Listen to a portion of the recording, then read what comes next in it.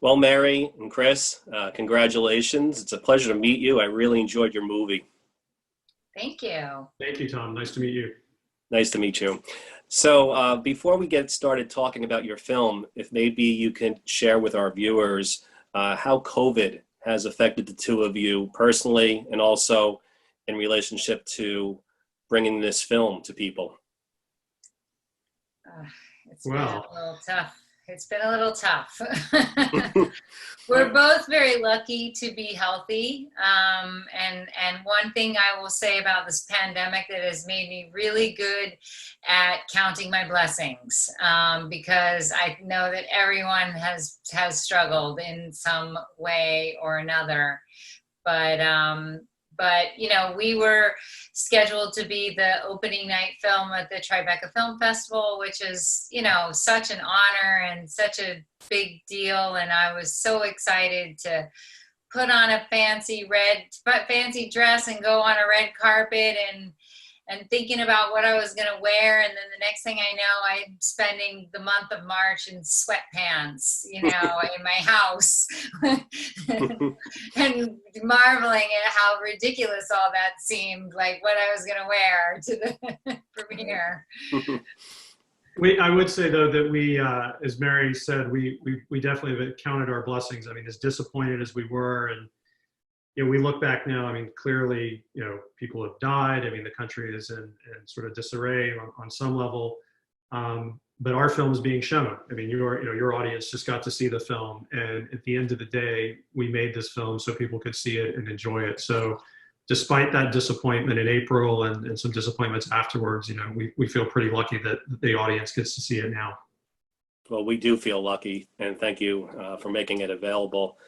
I'm curious, how did the two of you get this idea to make this film in the first place? I think there's probably a lot of people out there who did not know about the connection between Jimmy Carter and all these different fabulous musicians that you were able to get to be in this film. Yeah, I'll let Chris. It was really Chris's idea to make this film, so I'll let him tell you about the genesis. So sorry, it froze for a second there, Tom. But I was working on, Mary and I actually had been trying to find a project to work on for several years. But I had been working on an Allman Brothers documentary, or attempting to work on one, and raising financing. And in that sort of research and that sort of looking for money, some guys had said, you really should fly to Atlanta and meet with these gentlemen that had served in the White House under Jimmy Carter. The Allman Brothers played a really integral part in putting Jimmy Carter in the White House. They were close friends. And I said, okay, sure, I'll fly to Atlanta. So I go and meet with a gentleman named Peter Conlon and Tom Beard, and they start to regale me in some fascinating stories around the Allman Brothers and Carter. And I get up politely and thank them for their time and say, okay, thank you. I appreciate that. We'll use that. And they said, well, do you want to hear about Bob Dylan and Jimmy Carter? And I was, I had no idea. I was like, is this a joke? I mean, what are you talking about? So I sat down, again, and they went on and on about that relationship and how intimate and deep that relationship is. Once again, I politely decided it was time for me. I'd overstayed my welcome. I said, okay, thank you very much. And they said, well, don't you want to hear about Willie Nelson and Jimmy Carter? And so I left the room, and clearly they wanted a film made about music and about the president that they had served. And I knew right then, Allman Brothers, any other thing that I was working on, this is what I wanted to do. I wanted to develop this film and pursue it. And I called Mary right away. I called her on the way back to the hotel, and I'll let her tell the story because it's not pleasant, or it's funny on me, but Mary, I just knew that Mary was the right person and that we were the right team to do this together. Yeah, I mean, Chris called me. As he said, we have been trying to find kind of the right project to work together on, and we were throwing ideas around, but he called me and he said, I think I've hit on something that you might be interested in. And I was like, great, what is it? And he wouldn't tell me. And he was like, I'm in Atlanta and I'm on a cell phone and someone might be listening. And I was like, what? Like, what do you mean? Like, nobody cares what you're talking about, you know? This is not like, you know, spy stuff. This is documentary films. Like, it's hard to get people to pay attention to documentaries, you know? Like, but you know, but he just wouldn't talk about it, and until he got back to New York, and I pressed him another time, and he was like, no, we got to get together, or when I'm on a landline. And I remember just being like completely baffled by this whole cloak and dagger business that he had going on, and I just didn't. But I also was totally intrigued, because like, if he won't even talk about it, this has got to be good, you know. I was luring Mary in. I was trying to get her to get excited. Right. But of course, as soon as he told me, I was like, totally, I want in on this thing. This is great. I couldn't believe that I didn't know this about, you know, I didn't know that much about Jimmy Carter, to say that part was a surprise, but I do know a lot about music and musicians and music history. And I've sort of spent my, you know, better part of my life as a music geek and a fan and a professional music documentary maker. And, so I was shocked that I had never heard about any of this, and was, you know, thought, well, this is interesting, you know, let's look at this. Well, Mary, you mentioned the fact that you have a history of making music documentaries, and some amazing ones. And there's a certain formula that a lot of music documentaries follow. And I was wondering, you know, from your experience in working in that genre, how did you use that information that you've acquired through the years in terms of how to develop a film to tell, you know, the story of a band or something like that, and apply it to Jimmy Carter? I mean, I've seen the movie, I can see what you did, but that must have been challenging at first when you first started out making this movie. You know, in a way, I think that it was intriguing to me to sort of this idea of using that form that I was so familiar with, the music documentary, where you use music to kind of, and I think that, like, one of the things that bothers me when I watch a music documentary, that oftentimes I'm disappointed by, when people don't use the music in a really sort of rhythmic and driving kind of way. Like, the music, I feel like, always should be driving the train of the storytelling. Yeah. And sometimes people don't quite get that. There are people that I've seen, you know, documentaries that I've made that I thought, like, that was an amazing piece of storytelling, and then yet you hand that same person a music subject and it just falls flat, because they're used to using music as like just background. And what I always try to do is build the story with the music and use that to drive it forward. And so I thought it was a really fun and interesting sort of exercise to use the form of the music documentary that is driven by the music, that you use the music to take you places that you want to go in your storytelling. But I don't think that anyone's ever made a music documentary about a politician. So that gave me a little bit of a secret thrill to be like, I'm doing something that no one's ever done before. No, it's pretty cool. And I'm wondering, like, did you sit down with Jimmy Carter and kind of talk about his career and just ask him questions? All right, what were you listening to during this period, and what were you listening to? I mean, I know some of it was based on, like, you know, people that performed at different functions and stuff like that, but you really seem to get some insight into his personal favorites and even the lyrics and things like that at different points during moments in American history. It was pretty cool. Yeah, well, we were very lucky that the folks that Chris originally met Tom Beard and Peter Conlon and Frank Moore, who's also in the film, and Jim Free, who's also in the film. Like, we had multiple conversations with all of them before we sat down, you know, with the interview, and we shot their interviews kind of first, not Jim Free, but the other guys. And so that we had some clues of what to explore for sure.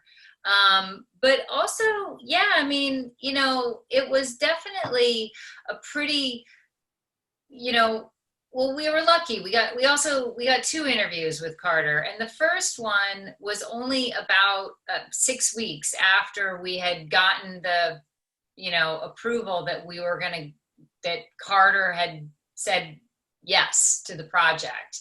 Wow. And he had some time on his schedule about 6 weeks later, and we're like, well, let's do an interview and see what we get. And so that one was a little bit more exploratory, and, you know, and we have an amazing writer on the project, Bill Flanagan, who's also just an incredible interviewer, and he did those interviews, and he, you know, he knows how to dig around and find a good, you know, like, line of questioning.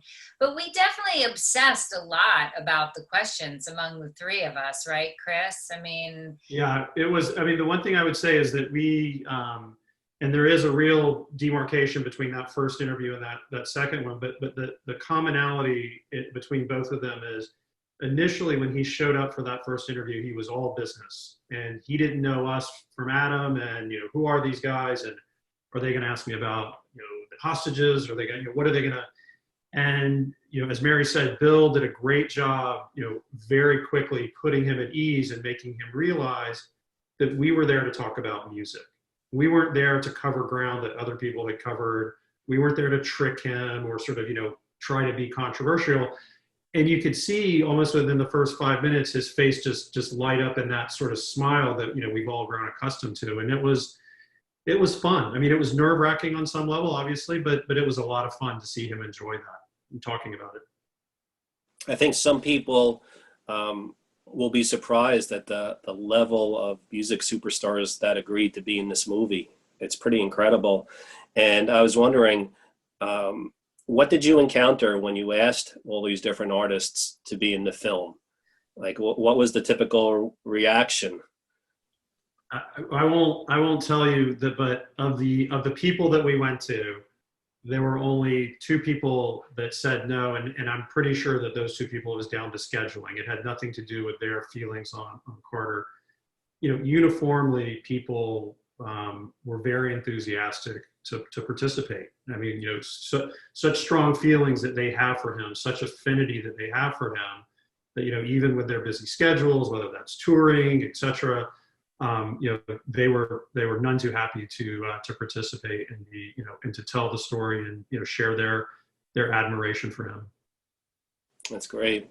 I was fascinated with the early part of the movie where you touch on his influence of gospel music growing up. What did the 2 of you learn about his love of gospel music and how important it was to him?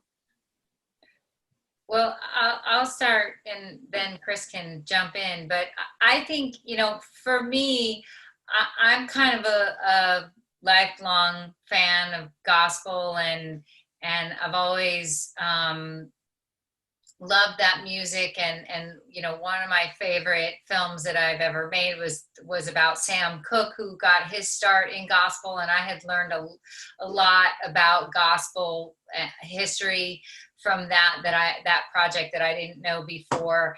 And so that was something that also, I think, you know, Trisha Yearwood touched on it a little bit, you know, that how sort of ingrained gospel is in Southern culture. And so I knew that was going to be a big part of it, and that Carter is a very deeply religious man. So it was, you know, nobody told us that he was a gospel fan, but it's kind of like they didn't have to. We just knew that would be something to talk about.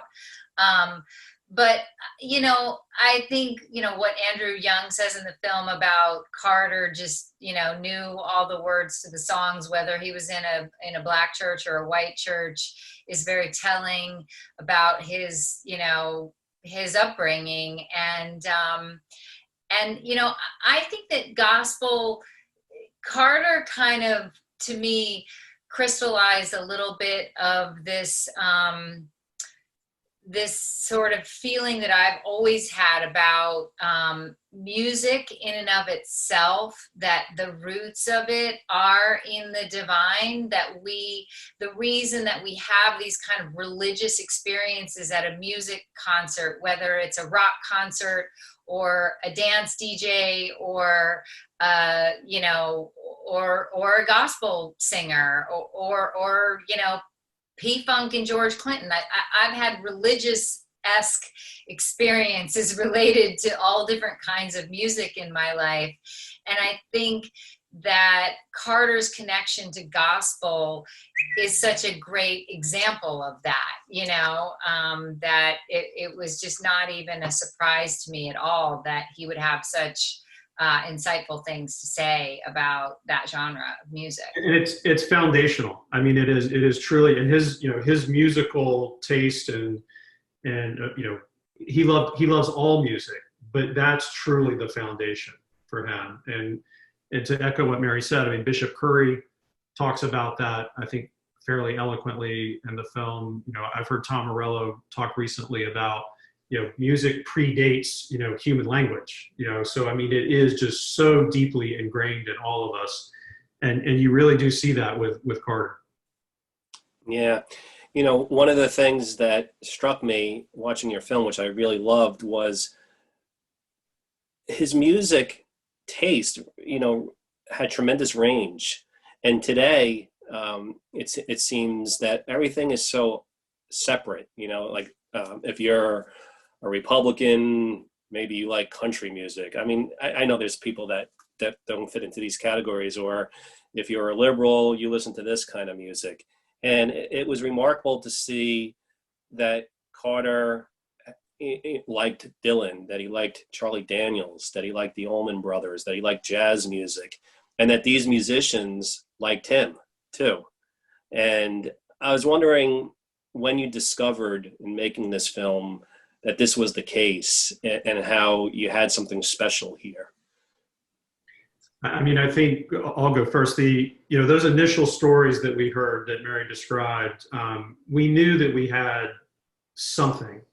We knew we had at least the beginnings of a movie, and it probably would have been good enough to have Willie and Bob Dylan and the Allman Brothers. But as we did the research and we uncovered, again, this love of jazz, this love of country, this deep knowledge of classical, that's when it got really, really exciting.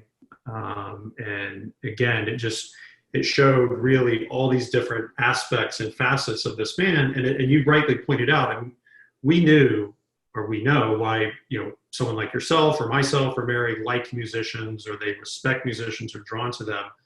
But that was one of the fascinating things that very early on became apparent to us, is that they were drawn to him, and we were trying to get to, why is that? And it's pretty, to us at least, it's pretty obvious. I think it comes across in the movie. He's just a very genuine person. He's a very authentic, genuine person, and he's a fan. I mean, he truly, truly loves music. Do you think it's important, after really spending some time with this material, for a politician at that level, the president, to show the nation that they appreciate the arts, that they appreciate music? Is there any value in that, or is that just something that's nice, but it's not that important? I would argue that there's always value in the arts. And I think that the arts have been undervalued a lot in American history, and that schools don't have music programs anymore, and they don't realize that kids that learn how to play an instrument do better in mathematics. And there's residual value in teaching kids music and how to play music and how to be an astute music listener. And I think that, obviously when you talk about, everything sort of flows from the top, right? And what the priorities are of the administration are going to filter down into the school system and into, the education of our people. And wouldn't we be a better nation if we raised more well-rounded adults, And I think that the arts of all sorts, performing arts, visual arts, all of it, it's, I can't underestimate the value of it. And there's this concept or this thread throughout the movie about, soft diplomacy, how he used music, to achieve certain goals or objectives. But one of my favorite scenes in the whole movie, or one of the favorite segments, is the jazz on the White House lawn. Yeah. And you really do see him, again, not lecturing, but trying to share with the country, the nation, this art form, and really elevating the art form, and also being able to tackle things in a way that, oftentimes politicians don't face head on. He was willing to call out racism in that sort of thing. So, I think that particular scene was incredible on so many different levels. I agree. And another scene that really has got a lot of attention is the scene with Bob Dylan when he talks about when he realized that Jimmy Carter knew all of his lyrics. And it raises the point that that politicians can learn from artists. And who knows how artists are going to be able to influence politicians in what they do. And it seems like these musicians have made a big difference in Carter's life and helped him through different periods in terms of decision making. I was struck by also, I think it was his son who said there was a period where he and Jimmy Carter weren't speaking for a period of time.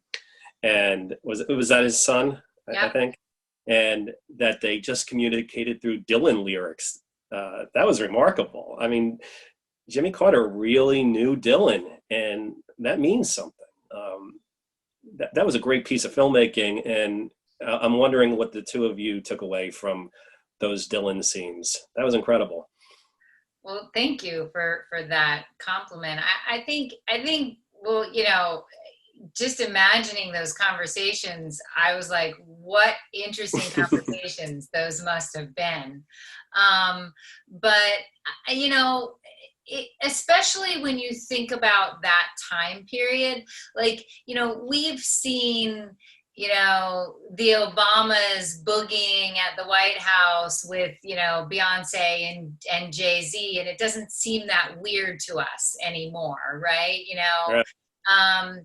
But at the time in the 70s, it was weird for Bob Dylan and Jimmy Carter to be having, deep philosophical discussions about the meaning of religion and about, what Dylan's lyrics meant to Carter. And I think that Carter appreciated kind of the poetry of Dylan's lyrics in a really kind of deep way. Carter is a poet himself. He's published several volumes of poetry. We had, some artists read his poetry in the film. And I just think that what I love about that whole thing is how it's absolutely surprising on the surface of things, but when you really look at it and talk to them about it, it makes all the sense in the world. It's like, well, of course they got along very well. They're both very intelligent, very articulate, they both do similar things in a way, you know. And that was strange in 1976 and 77, and it's less strange now, perhaps. Yeah, it's really a cool thing that, you know, I think is kind of like this very interesting time capsule as well. I don't know, Chris, if you wanted to add anything to that. I think I missed the question, so that's okay. We can go on. Okay. Well, along the lines of what we were just talking about, another thing that's kind of hinted at near the end of the film, which I thought was interesting, was sort of like a reframing of Carter's legacy. I mean, a lot of people know about the Iran hostage crisis, and I think a lot of people today characterize it as a failure of sorts. But there's a sense in the film that Carter was just trying to do the right thing, and that he was trying to do something where no one was going to get hurt. Peace was of utmost importance. And I've read some things about the movie insinuating that maybe he was a bit of a utopian because of the music that he listened to, that was a driving force, plus the religious aspects of it. But I liked how you tied that all together. And in fact, it made it seem like he did the right thing almost. That must have been a very tricky part of the story to tell. That was I was wondering if you could tell me how you came up. Yeah, go ahead. Sorry to interrupt, but No, absolutely, how to deal with the hostage crisis was the most difficult challenge that we had, and like a lot of the film just came together really quickly, and then we struggled with the Iran hostage crisis for what felt like months. I don't remember how long it took us to get. It was months. It was like everyone was looking at me and the editor like, you know, you guys got to pull something together here, because Right. This is like a mess right now. But it's a complicated, you know, situation that we weren't going to try to tell the definitive, you know, story of. I mean, we knew that Barbara Koppel was making an entire film about one, you know, aspect of the hostage crisis, which, you know, you guys are showing as well. But like, you know, the thing ultimately, that the story that the film presents, that you took away, that Carter ultimately did the right thing, is absolutely, you know, my view as a filmmaker is that I believe he did the right thing, because every one of those hostages came home alive. Right. And he knew very well that if he sent bombers into Iran, that regardless of the outcome, which he knew the outcome would be that those hostages would be killed immediately, whether they were killed in the bombing or whether they were killed by their captors, they would have been killed. And there's a very good chance that if he had done that, that he would have had a better shot at the election. But not only did he not do that, but he didn't even go out and campaign for re-election. He was running for office, but he spent the entire time negotiating for the release of those hostages, because that's all he cared about, was getting them home alive to their families. And, you know, a lot of people thought that Carter, or there was a view perhaps that he was too much of a peacenik, that he was soft or weak when it came to dealing with these, you know, Iranian strong men who were holding our citizens hostage. But it's not really, people don't quite realize that, you know, Carter was a Navy man, and he actually increased military spending in every year of his administration. He believed in the power of the American military might, and he knew that he had the power, he had his finger on the button, and he chose not to use it, in spite of the fact that that was at his own peril, because to me, it is the right thing to do, to put the safety of your citizens above your own political fortunes. And you can call me a peacenik or a lefty if you want, but Tom, that's obviously one story, but you were driving towards something even broader, and that is that, whether that's the Greg Allman story and how he handled that story, also, again, putting himself in political harm's way, but trying to do the right thing. And Willie Nelson says, very eloquently at the end, that he watched Carter do the right thing time and time and time again. And, again, Mary and I are very, steadfast in our belief in this, that he did do the right thing. And me personally, given the choice between certain types of leaders, I would always pick the guy who tried to do the right thing. Sometimes you're going to fail, that's going to happen. But if you can try to do the right thing time and time again, I think that we would all be a lot better off. It's funny. I don't know how, but I did know that he increased military spending, because I think I knew about some of the people that he had in his administration and their political strategies around the world. But what I didn't know, which is in your film, which is really just remarkable, is that he never dropped a bomb. Like, no one ever dropped a bomb or shot a gun. I don't know if that's 100% accurate, what he meant by that quote exactly, but that seems unbelievable. It is accurate. I've never heard that before. There's an old saying that only a soldier knows the true cost of war. And, he was a Navy man. And so, not that he saw active, he wasn't at war, but it's not surprising. I mean, one, because of his religious beliefs; two, because of, the way that he wanted to interact with other governments and, different regions. Andrew Young talks about Africa. Bono alludes to Latin America a little bit.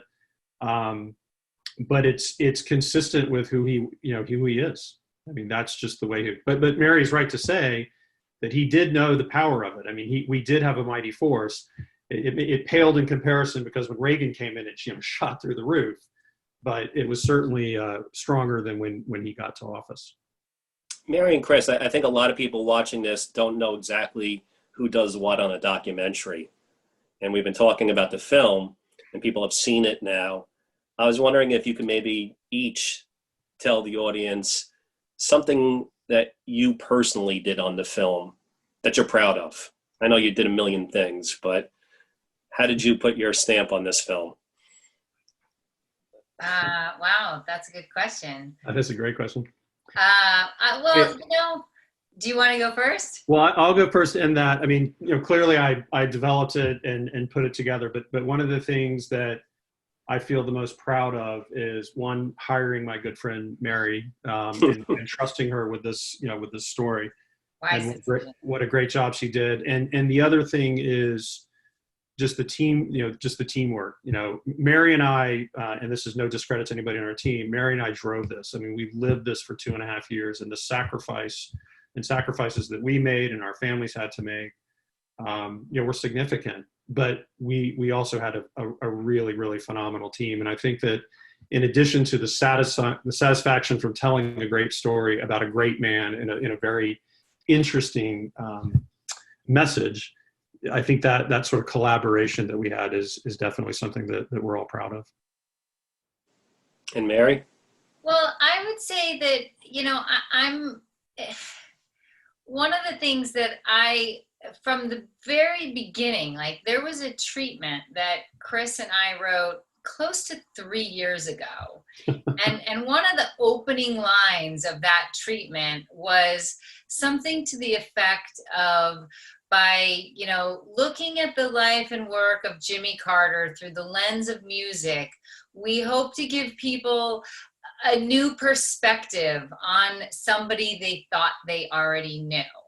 And that's the thing that I think I'm proud of, kind of achieving something that I set out to do 3 years ago, that people keep telling us that that it's such a surprising aspect of his personality that not that many people knew. And I love the idea of, the fact that you think who Jimmy Carter is, and you have these notions about him, and you know, one of the things that Jim Free said to us, that you know, I think he he got really fired up about this idea that, like, a lot of people say about Jimmy Carter now, I love what he's done post presidency. He's done more than any other president.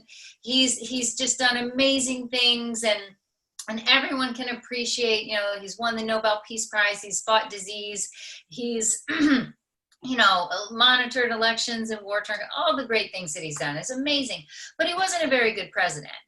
And I always was sort of like, I don't know that that's true. And I didn't ever know enough about what he did accomplish as president to quite make that argument until I learned more through the process of making this film. But I hope that if people, like you said, that you came away with the idea that actually you saw that he was trying to do the right thing, and maybe that might change people's mind about him. And I have so much respect for President Carter and what he's accomplished. And if even like I change one person's mind about him, like, I'm proud of that, you know, that. Yeah. If you had told me when I was, you know, growing up not far from Plains, Georgia, that one day I would meet Jimmy Carter, the president, and shake his hand and that he would know my name, I would have told you were crazy. You know, like, how's that ever going to happen with me? Well, you know? One thing, Tom, we didn't talk about this, but the really one of the most gratifying things, I mean, so many, you know, great things that happened along the way, but Mary and I had the opportunity in late January to go to Plains and to screen the film for the president, the first lady, Amy, Chip, Jeff, and some close friends. And it was to see his reaction. And he's a very, you know, he's tough. I mean, people, again, this misperception that he's some, you know, patsy, or, you know, he is a very tough and exacting, you know, person. But he was very moved. He cried. He invited us to lunch. We spent, I don't know, Mary, another hour and a half or 2 hours with him afterwards. And it was just, it's an amazing, amazing, amazing experience. That's incredible. One more thing I just want to mention that you sort of changed, I think, probably some people's views on. It seems today, in 2020, there's so many people who are very cynical about politicians and celebrities. I hear every day people criticizing musicians and actors who endorse this candidate or that candidate, telling them that they should just shut up and not, you know, say anything, that they should just stick to what they're doing. And then there's also some cynicism about politicians who try to use musicians or actors to their benefit. Somehow in your movie, it just seems like it's a good idea for musicians to support politicians that they like, and it seems like a good idea if a politician likes musicians and likes music and wants to bring it to a larger audience. It's of course going to benefit them, but there's a right way to do it. And I was wondering if you have any new views about that, because I think a lot of people are just very turned off by it these days. But it seemed authentic, at least in your film back then. I think you hit on it. I mean, I think it does seem, and I'm not saying about any one particular individual, but I think oftentimes now it seems gimmicky or promotional. Whereas with him, I mean, he, you know, the Allman Brothers talk about it, other people talk about it. They supported him because they respected him, and, you know, he respected them, and there was this sort of mutual admiration for each other. And that's ultimately why he did it. He didn't do it as a gimmick. He didn't do it to get the young vote. That was a great benefit of it, but that's not what drove, you know, the decision. Mary, do you want to add anything to that? Yeah, well, I mean, I think that, look, the whole thing that people feel like, you know, you don't want to hear what a musician has to say about politics. And there's that, you know, shut up and sing kind of sentiment that goes around a lot. And to that, I say, this is America, you know. We all have the right to free speech, and if you don't want to listen to what somebody has to say, don't listen, go home, you know. But so like I don't think that there's any place for that kind of silencing of opinions in any forum, and any person has the right to express their opinions, whether they're famous or not. And you know, I think that social media has given a certain amount of everyone gets to be a sort of a troll, and Right. and haters are going to hate and whatever, you know. But I think that if musicians feel that they want to speak out about something, then they should. And you know, if politicians want to associate with musicians, they should, but they should understand that they can't, you know, like you see a lot where artists will object when a certain politician is using Right. their music, say, for example. And you know, obviously as a creator of you know, music, you have the right to either let someone use your music or deny, you know, say no. And that should, I believe in the laws of America. Copyright laws should be respected as well as, you know, Right. the First Amendment rights. Well, I have to say, I don't know how you got this film made. One of the things that I hear from documentary filmmakers all the time is about how impossible it is to get the rights to music. And you have so much music in this film. I don't know how the two of you did it. That must have been a really big ordeal and expense to make this film look and sound as great as it does. It's expensive.